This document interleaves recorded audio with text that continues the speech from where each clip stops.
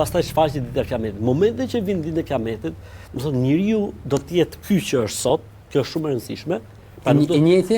Absolutisht. Pra nuk është ringjallje shpirtërore. Jo më jo është ringjallje me trupin që i kemi ne dhe me shpirtin që kemi ne. Vetëm se parametrat do të jenë parametra përballues të mrekullive dhe madhështive dhe le të themi dritës dhe forcës që ka bota tjetër. Siç e tha profeti alayhis salam, do të jemi sa Ademi alayhis salam, u basaru hadid, shikimi i njeriu do të jetë i hekurt, pa do të rezistojë edhe dritës Zotit, pa do të ketë mundësi të shohë Zotin. Pra vetë ringjallja dhe dalja nga dheu dhe ardhja e shpirtit dhe përballje me gjithë njerëzimin, shikimi i gjithë profetëve, Ademit alayhis salam, Nuhut alayhis salam, Ibrahimit alayhis salam, gjithë pejgamberëve të Zotit, siç e thot pejgamberi sallallahu alajhi wasallam, kanë ardhur në botë 114.000 profet, nga këta 316 kanë qenë rusul.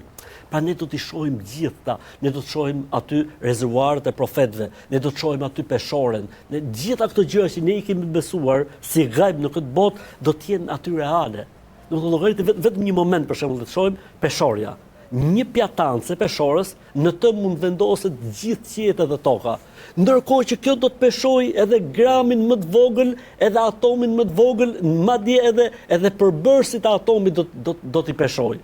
A nuk është kjo? Për këtë arsye kemi disa momente ditën e Kiametit, siç është Sirati, siç është peshorja, siç është momenti i ringjalljes, që me lajket s'kanë hesab, s'kanë llogari, nuk kanë asnjë lloj problematike, janë programuar vetëm për ta adhuruar Zotin, s'din gjë tjetër të bëjnë, vetëm sa adhurimin Zotit. Do të kemi disa momente të Kiametit, siç tregon Selman el-Farisiu, që me lajket thonë Subhanaka ma abednaka haqqa ibadati, kur vendoset ura e Siratit, kur vendoset peshorja dhe kur shpërndahen librat. Me lajket thonë o Zot, nuk të kemi dhënë hakun. Pse?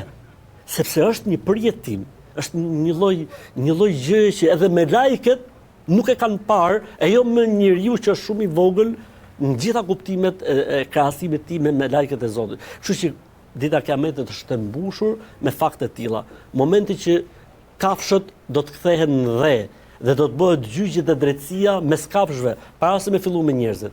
Momenti që do shkojmë tek profeti alayhis salam për të pirë nga uji i Kautherit ose nga uji i Haudit. Momentin që njerëzit do të presin 50.000 vjet pa ditë se çfarë do të bëhet. Momenti që njerëzit, domethënë, do të fillojnë të t'ju shpërndahen librat e jetës, domethënë çfarë kemi bërë ne në jetën tonë. Momentin që njerëzit do të vijnë peshore, ata vetë, veprat e tyre, imani i tyre, besimi i tyre, librat e tyre kështu me radhë. Momentin që njerëzit do të kalojnë urin e Siratit dhe poshtë tyre është xhehenemi. Momenti që xhehenemi do t'i vërsulet njerëzimit, siç thot profeti alayhis salam. Domethënë gjëra që me të vërtetë njeriu e bëjnë të kuptojë se çfarë ka humbur. Njeriu e bëjnë që siç thot Zoti, jo me uddu dhalimu ala yadayhi yaqulu ya laitani takhattu ma rasuli sabila. Atë ditë sullumqari, i padrejti, mohuesi, ai që është tallë me fen dhe me besimin apo me besimtarët, do të kafshoj gishtat e vet. Domethënë nuk është kafshim simbolik as metaforik. Jo, e ke parasysh si njeriu në këtë botë kur është keq, han gishtat edhe ai nga jedu thubura, u shkatrofsha, vdeksha, nuk bëjnë dobi me anë fjalë. Domethënë janë momente që njeriu kupton sa ka qenë ai ma farratu fi jambillah, sa neglizhent ka qenë në atë që i takonte Zotit prej tij, kupton se çfarë ka humb. Kupton se Zoti i Madh nuk ka pas nevojë për asgjë nga ato që ka bërë ky njeri, sepse ai është Zot. Edhe po sa adhurojmë ne, edhe po sa adhuroj askush, edhe po adhurojmë të gjithë, ai prapë është Zot.